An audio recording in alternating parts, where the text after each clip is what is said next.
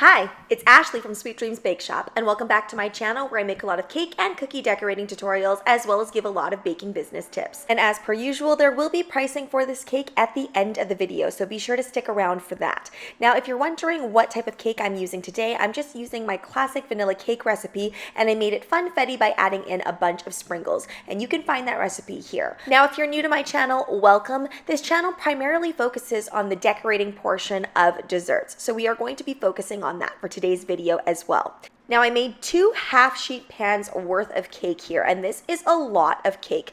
But I find that this is a really good size for letter or number cakes because if you go any smaller, sometimes the number or letter doesn't end up looking like the number or letter. So the bigger the area that you have to work with, the more clear you can make that depiction. Now, because the surface area of the cake is so large, I do let that cool completely before unmolding it. Now, I know it looks like I'm showing you things a little bit out of order. I'm really just showing you exactly the order that I made all of these things in. I generally like to get all of the decorations done before the cake is fully put together, so then that way it has time to set. In this instance, we need that royal icing to set. Now, if you're not familiar with how to decorate royal icing sugar cookies, you can go ahead and check out this video in the right-hand corner where I give you step-by-step instructions on how to make the icing and how to use pipe and flood consistency.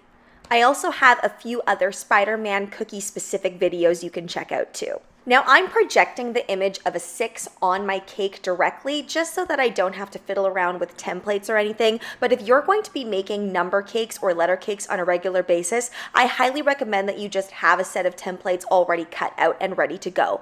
I don't make a whole lot of number cakes, so I decided it was just easier for me to just project this. Now, I didn't want to go cutting out both layers at once. I thought it would be too tricky, so what I ended up actually doing was taking out one of the cut up versions and putting it on top of the cake. And then you'll see here, I kind of Frankensteined it together. And I say this all the time when it comes to cake decorating, there are no specific rules for this. Do what works for you. Sometimes I found that when I tried to look at what my friend was doing, she's also a cake decorator, and then I tried to do exactly what she was doing, sometimes it would mess me up. So do follow your intuition on what is going to work for you. Now, I'm using a large tip and just filling this all in. And really, the only thing that's going to matter to me is the outside edge. I'm just using Italian meringue buttercream this time. It was a request to keep everything very vanilla and very plain because this is, after all, for a child's birthday party. So my friend really wanted to make sure that everyone was just going to have the same flavor and that it wouldn't be too crazy of a flavor. But honestly, you could do a delicious fruit compote in here. There are so many ways to flavor this. A little while ago, I made a short where I showed myself making this cake, and so many people commented about the naked edge on the side. This was intentional. My friend really wanted a naked cake on the side, and she just wanted the frosting in the middle and on the top. But of course, you could go the distance and decorate the sides as well. That is completely a stylistic choice and totally up to you. Though I will say that the style that I mostly see for this is to have that edge naked. Now what I'm doing is I'm using a classic 1M, and we're just going in with some rosettes. Really important that you start in the center and then you work your way around. I always tend to go counterclockwise, but if you go clockwise, that will also work. Now, I made a very similar cake, and it was actually for the same event, but I stylized it with a Cinderella theme, and this time I'm going for a Spider-Man theme. So of course, I'm going to choose to do a little bit of different piping here. So I'm sticking a little bit more to the star tipping and just kind of making a little bit more swirly type motions rather than just full-on rosettes or roses. Now, I personally find that Italian meringue buttercream has some of the best hold. So if in past you've had difficulties with things flopping over, Italian meringue buttercream is the way to go. I will say though, it has quite a buttery taste. So if that's something that you're not very into, I would go with an American buttercream. It sometimes is a little bit trickier to gauge how you're supposed to make that American buttercream so it has really great hold. But again, it's that addition of butter and sugar that's going to help you out. Now, going back to our cookies, and this was actually, I think, a day later, so I had let everything set completely on the Spider-Man cookie. Of course, you can dehydrate your cookies, which does help that first top layer really set and stay hard enough so you can go on to the next layer. But whenever I'm painting like this, if I have the luxury, I like to wait overnight just so I know that the underneath part is also nice and dry.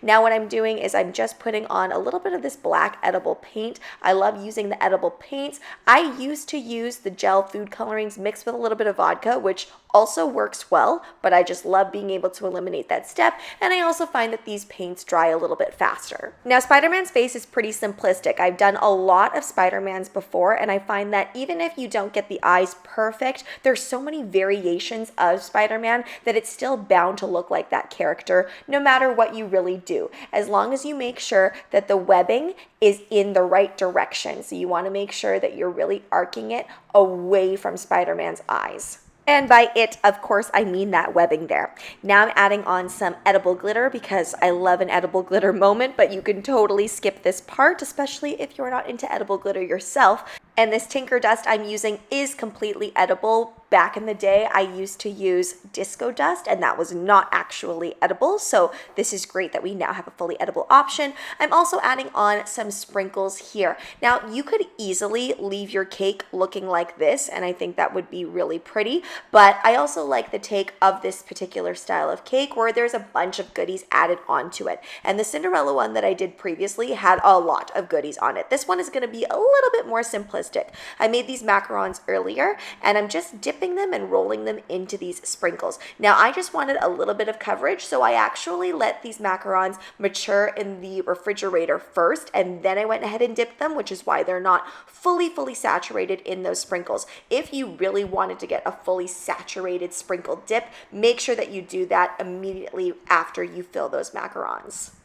Now, placement of all these items is totally a preference. I decided that I wanted things a little bit more even and a little bit more equal, so I put all the Spider-Man cookies pretty evenly spread out on here, but you could easily cluster things just like I'm kind of clustering these macarons here as well.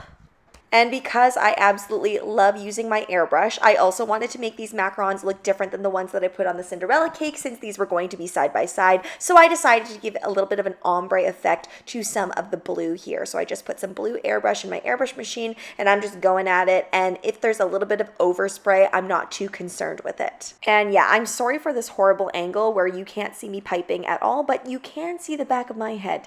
And I decided to go with block letters for that. And I should have mentioned this earlier, but just in case, make sure that you do place all of your goodies on before that icing creates a crust. And that will really only be applicable if you're using American buttercream.